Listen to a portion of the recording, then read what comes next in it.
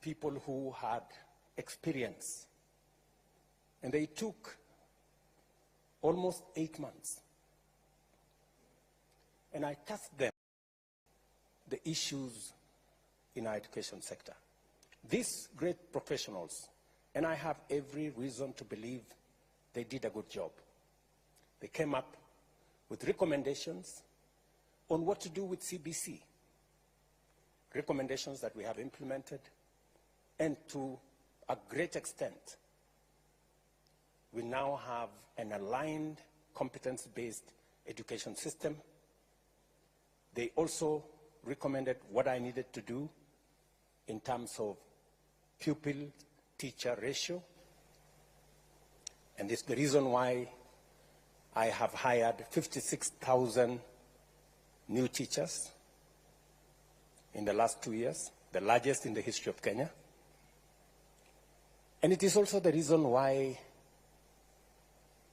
we are implementing the student-centered funding model that is aimed at sorting out the challenges that are in our universities. We are 1 year in. Last year, we admitted students using this model. And what this model has done is that we have taken the amount that we are funding our universities from an average of 45 billion shillings every year to 82 billion shillings every year.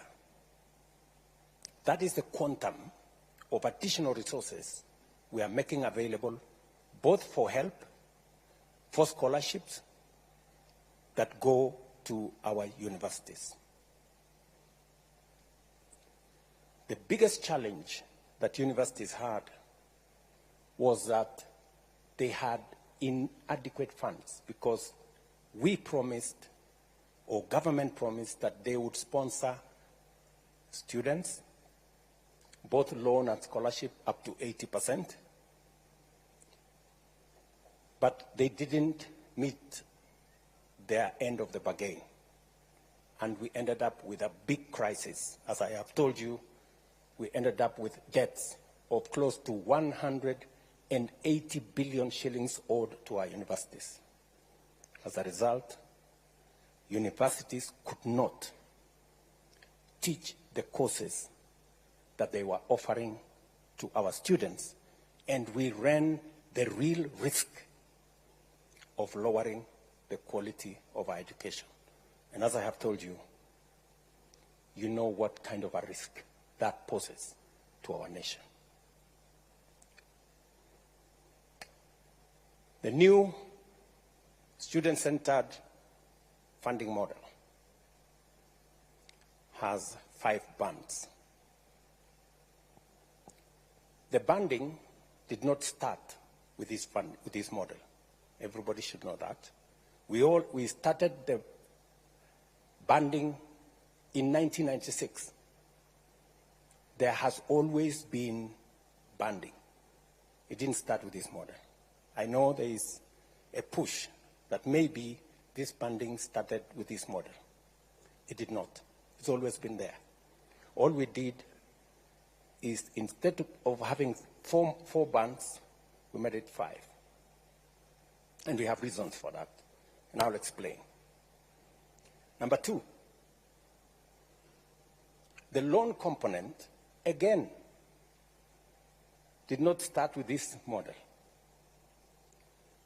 I went to university in 1987 as a fresher. And I had a loan, just like you do. I paid my loan. My loan was 55,000. There was an interest of 2%. The statistics are there with the Higher Education Loans Board. I paid my loan facility with an interest, so I paid 69,000. In fact, I paid my loan when I got my first salaried job as a member of parliament. So the loan component is not a new thing. It's what has always been there. It's what makes the model sustainable. What we have done is, and I want to put this in context,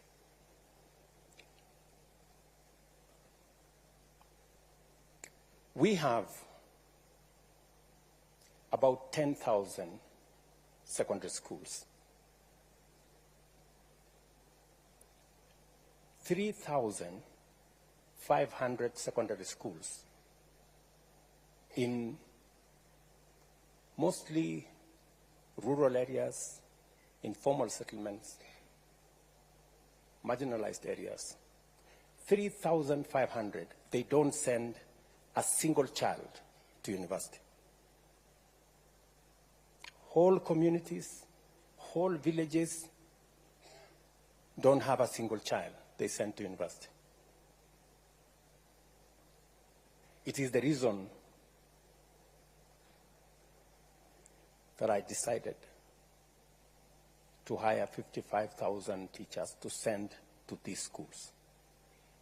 It is the reason why this year we're going to build 1,800 laboratories in those schools, because those schools, many of them don't have a single laboratory. Many of the students who do exam in Form 4, they need, first time, a laboratory setting during the examination.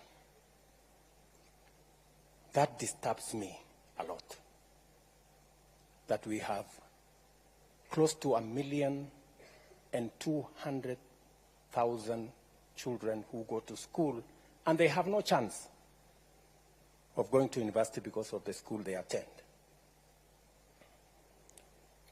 Let's put that aside.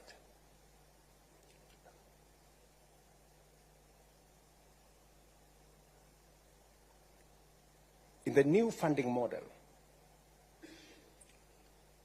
about 12% of the students are in Band 1. Band 1 are straight children who are orphans. All of them, without exception, go to Band 1. Children who are associated with disability, all of them go to Band 1. Children whose parents are on cash transfer because they are classified as vulnerable, all of them go to Band 1. And students whose parents earn below 6,000 shillings a month. All those students go to Band 1. And this Band 1, we changed it slightly. Everybody used to get 80% scholarship and loan. We decided that for these kids, we raise it to 95%. From 80 to 95%, they get loan and scholarship. 70% scholarship, 25% loan, and only 5% their parents pay. And that is roughly maybe something below 5,000 shillings a semester. And it is because they truly need our help. Band 2 are the next, whose parents earn below 25,000 shillings. They get 90% loan and scholarship, 80%, 80% loan, 80% scholarship, 70%, 80% scholarship, sorry, and 10% loan, and the household pays 10%. Number 3, they get 80% scholarship, 10% they pay loan, and 10% household they pay. These are the three most important because they affect the vulnerable. The others, band 4 and band 5. These are the people whose parents earn up to 70,000 are in band 4, and in band 5, the people whose parents earn beyond 70,000. So, the assessments are being done by a means testing instrument. They are not an arbitrary figure. A means testing instrument that has been in operation since 1996. I don't know whether the people from Higher Education Loans Board are here. When did the means testing instrument come into? Is it 91 or 96? 90?